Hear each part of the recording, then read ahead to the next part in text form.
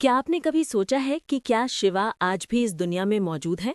क्या वो सिर्फ एक पौराणिक देवता हैं या सच में आज भी कहीं न कहीं जीवित हैं? ये सवाल सदियों से लोगों के मन में उठता रहा है।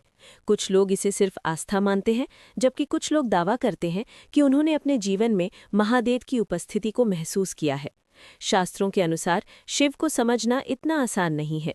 शिवा को ना तो जन्म लेने वाला माना गया है और ना ही उनका कोई अंत बताया गया है। उन्हें आदि और अनंत कहा जाता है, यानी जो हमेशा से हैं और हमेशा रहेंगे। अगर हम शिव को केवल एक शरीर के रूप में देखने की कोशिश करें तो शायद वो हमें कभी दिखाई नहीं देंगे, लेकिन अगर हम उन्हें एक शक्ति, एक ऊर्जा के रूप में समझें तो उनकी उपस्थिति हर जगह महसूस की जा सकती है। जैसे हवा दिखाई नहीं देती लेकिन हर जगह होती है, वैसे ही शिवा भी इस पूरे ब्रह्मांड में व्याप्त हैं। कई पौराणिक कथाओं में ये भी बताया जाता है कि शिव अपने भक्तों की रक्षा के लिए अलग अलग रूपों में प्रकट होते हैं, कभी एक साधु के रूप में, कभी एक सामान्य इंसान के रूप में और कभी केवल एक अदृश्य शक्ति के रूप में।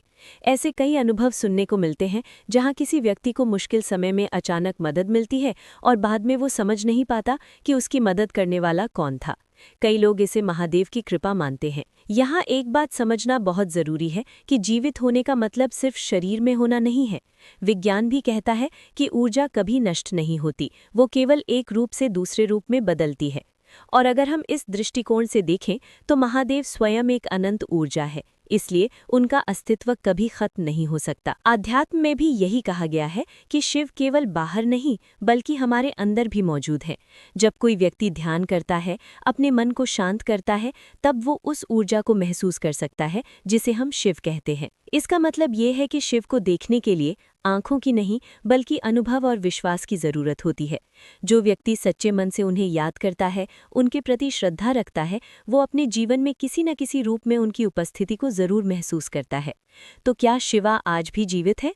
अगर आप उन्हें एक शरीर के रूप में ढूंढेंगे तो शायद आपको कोई जवाब नहीं मिलेगा, लेकिन अगर आप उन्हें एक ऊर्जा, एक चेतना और एक विश्वास के रूप में समझेंगे तो जवाब स्पष्ट है। वे हमेशा से थे, हैं और हमेशा रहेंगे। शिव कहीं बाहर नहीं है, वे हर उस जगह हैं जहां शांति है, जहां सत्य है और जहां सच्ची भक्ति है। अगर आपको ये ज्ञानपूर्ण